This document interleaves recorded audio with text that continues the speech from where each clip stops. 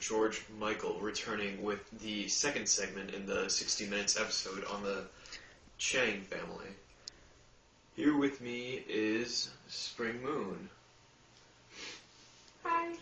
She has lived through the many social changes that China has experienced in the past century. Spring Moon, when were you born?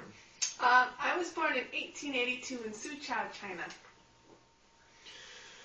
So you must have personally experienced many of the changes that China went through at the turn of the century. Yes, I have. I'm a pretty old lady. What affected you the most? Well, in 1949, the CPC, the Communist Party, came into power under the leadership of Chairman Mao Zedong, and this really affected my family and I. Did Mao Zedong's politics change your lifestyle at home?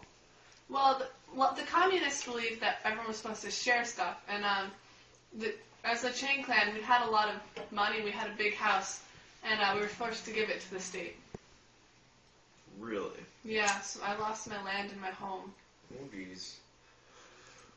Mao was in power for a long time. Did his policies continue to affect you? They did. In 1966, the Cultural Revolution began, where Mao Zedong, he started a new revolution with the youngsters in the country. And my daughter, who had been a communist member, was condemned and put into prison. And while in prison, she and her husband both committed suicide. I'm very sorry. Would you consider Mao responsible for their deaths? I wouldn't say he was responsible for their deaths. China's destiny was always to go the path it took, and that was my daughter's destiny too, to die for a cause she believed in. And do you regret the path that China's taken?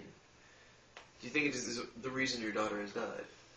I can't regret the path China's taken. We're a much more powerful nation now, and many of the people are living much better than they used to. But I do regret my daughter's death. I still hear her ghost screaming to me in the middle of the night, and I should have died before she did.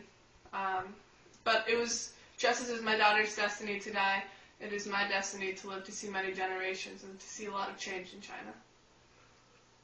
That is very tragic, but endearing. Yeah. Thus finishes our two-part segment on the Chang family.